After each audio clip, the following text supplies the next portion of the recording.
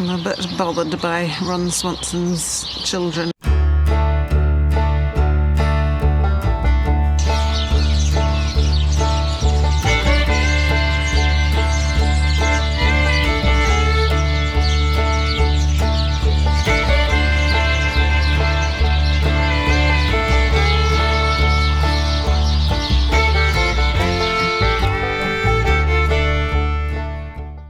Hey guys, welcome to Wild Hope Homestead.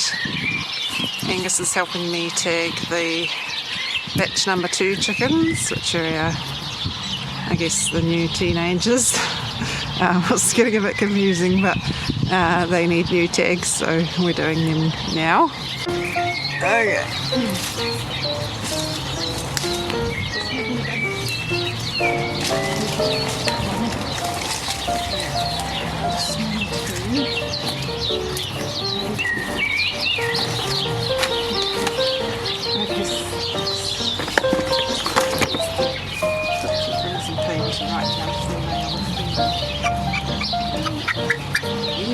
Did you write down Angus's favourite? Because this is my favourite.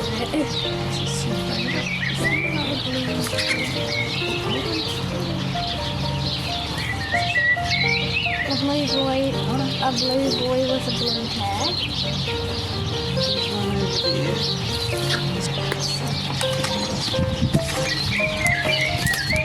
This one is the one that picked me in the eye when it was in the white cage.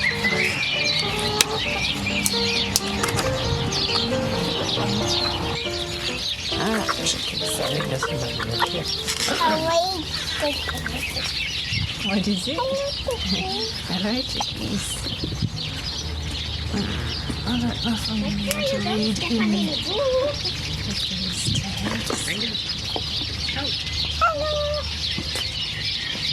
Oh, your numbers are rubbed off. This is not good.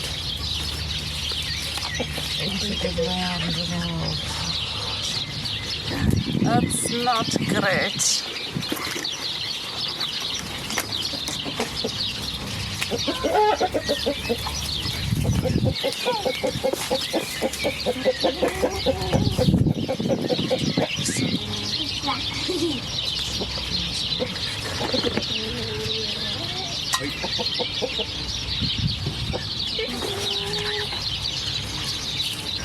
Angus, I need another chicken. I need a chicken. That one's mean and greedy one. Sound like it. It's okay. Sometimes they do have a bit of white in their feathers when they're young, and that's okay. But if it's like firing, like a stripe. Like wee. Well, no, like stripe. Firing means like stripes in the feathers. That's I want this one to pick ya.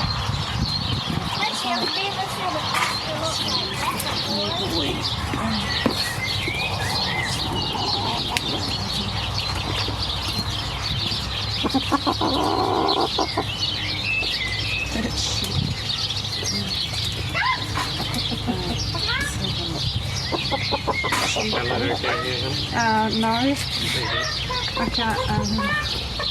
I could rather. I need to concentrate on this.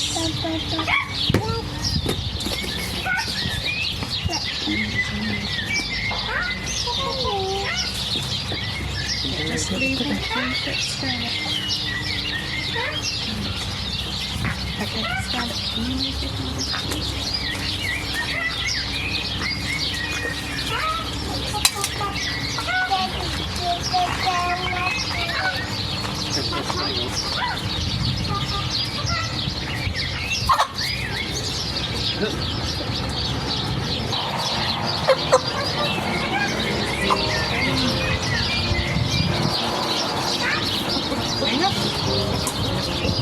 Oh, you're in the tree. They need another chicken egg.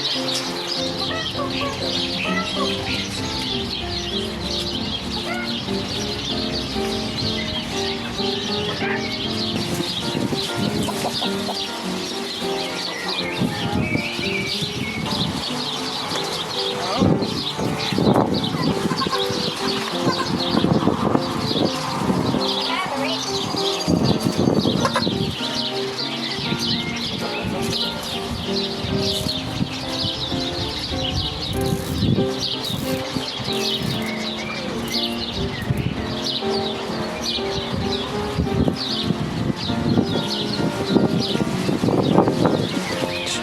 to reset the camera while I check on. Okay.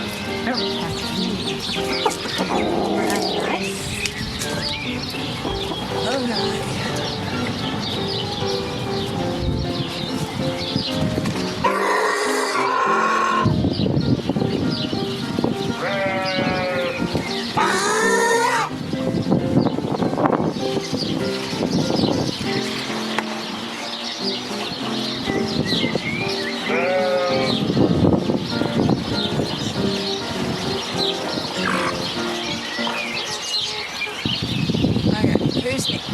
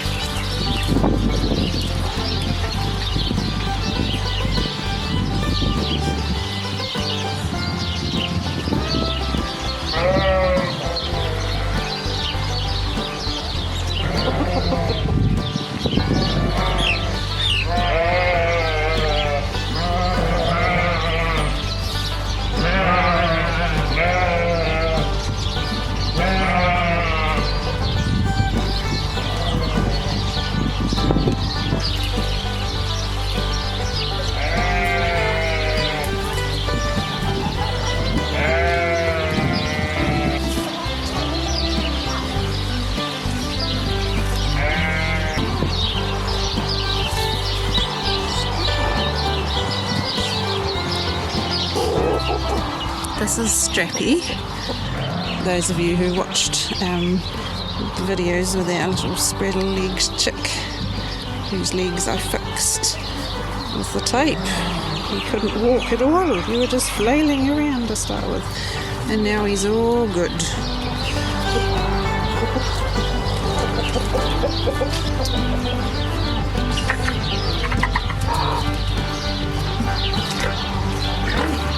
What are you guys doing? Sitting at this baby toys.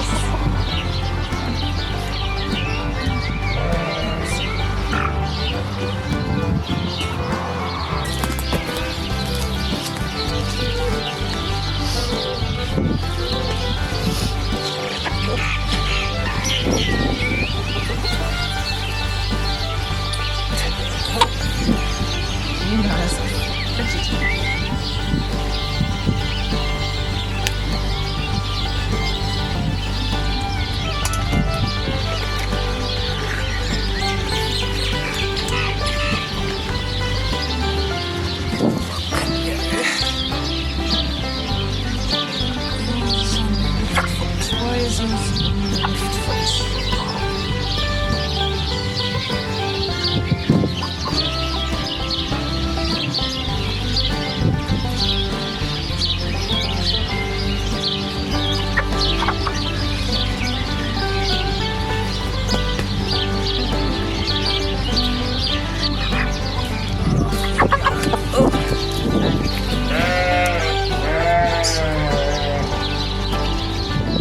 taking all of the chickens.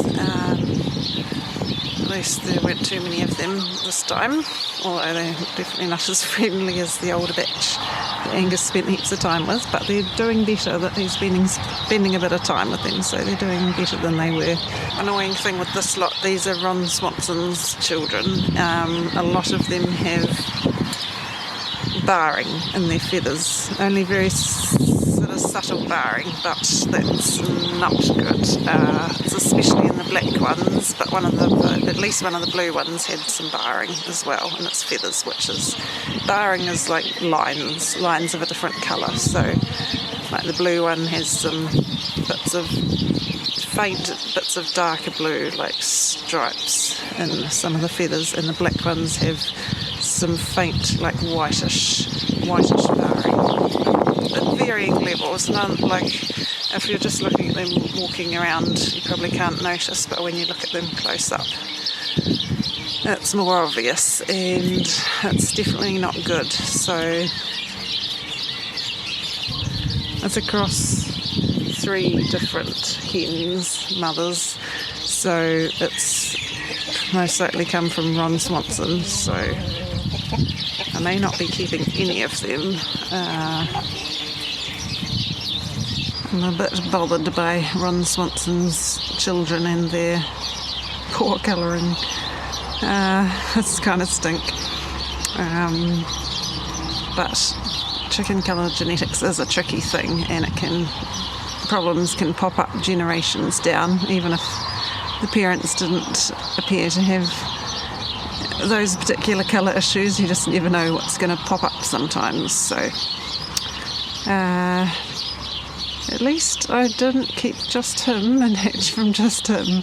Well, it's always nice to be able to hatch from more than one rooster, and why it's important to choose a good rooster. So anyway, hopefully Ben Wyatt's children turn out okay. It'll be interesting to see how they go. Tom Haverford's children have very good colouring. I'm very happy with their colouring, just their body type's not as good. Most of them are turning out longer in the body and the tail, like he was. But it's good to have some good colouring around anyway, so we'll see how Ben Wyatt's children and Basil's few children turn out. They're just little at the moment, only a few weeks old, so they've got a long way to go. Anyway, at least things are going better in the garden. I've got some lettuces planted and tomatoes planted in here. They've been chewed last night. Oh, those slugs and snails. Or birds. Could be birds actually. That's not great. Something has been having a good chomp on them. Okay, I'll have to keep an eye on those. These ones over here have not been chewed. It could be birds actually. Some rather big chomps taken out of them. Anyway, it's quite nice having this bed over here free of blackcurrant and blueberry down that end, so I can have salad things handy, quite close to the house. A lot of this is salad things now. And just the 2 blackcurrants, one there and this one here, and then we've got 2 cherry tomatoes here. We've had a bit more sun than I thought we were going to have, so we're just taking a little while to settle in there. And one here. The beans are coming up. Yay! There's one there. Hopefully I didn't put the mulch back on too. They seem to be coming through it alright. Little beans, all of them. Little beans. But keep an eye on the mulch isn't too thick over top of them.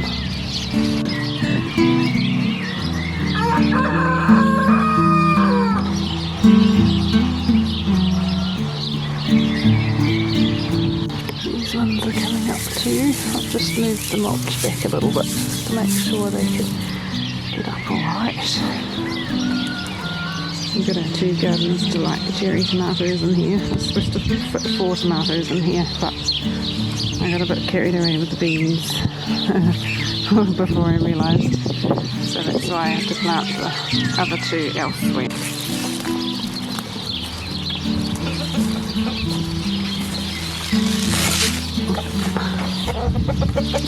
And some beet treats.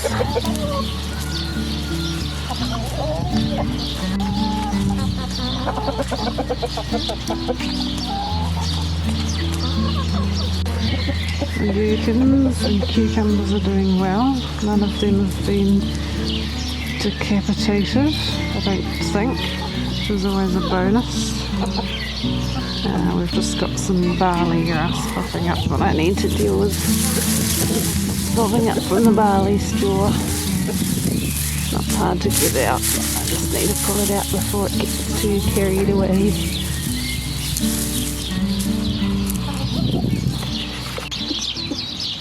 Okay, the one cucumber down the far end has been not quite decapitated, but its seed leaves have been chewed off, and one of its first leaves. Keep an eye on it if that's slugs and snails. I've been doing some tidying along the edge here. I haven't finished yet, dealing with weeds and hedges. Got 2 pumpkins in here. This will be the pumpkin and squash row out the front plot. These 2 are New England pie pumpkin, which is Cucurbita pepo. So it's the same species as the weedy littles, which I'm going to plant in the raised bed garden. So trying to keep them further away from each other to help reduce cross-pollination. I've been weeding in and around the tomato row, the tomato and onion row here, and started planting the tomatoes, the big tomatoes, which is good. Got one little volunteer lettuce that's popped up, so that's nice. And down here we've got 12 King's Gold tomatoes.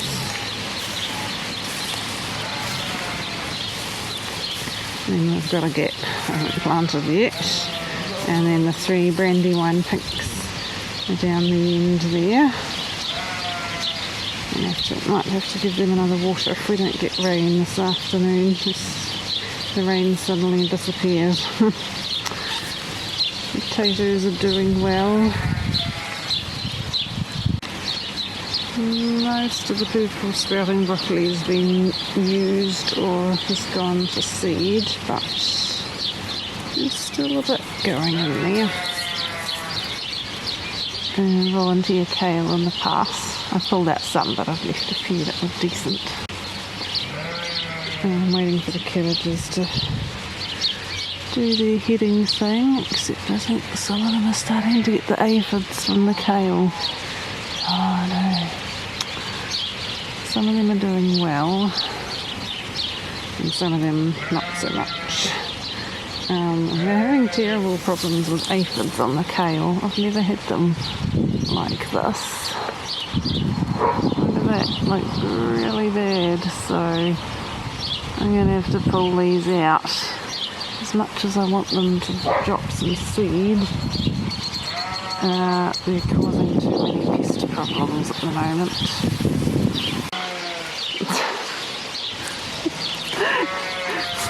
You're shaking the camera.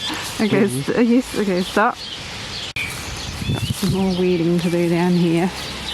Some more volunteer kale. Green broccolis, these ones are doing pretty well. That variety is Bellstar. The other one, Premium Green, didn't do very well. They bolted very quickly when it warmed up in spring. So Bellstar has done a lot better, heaps better for us. We have trouble with broccoli and things sprouting when the weather changes. The Savoy cabbages are going a bit slow, the ones that are left in there.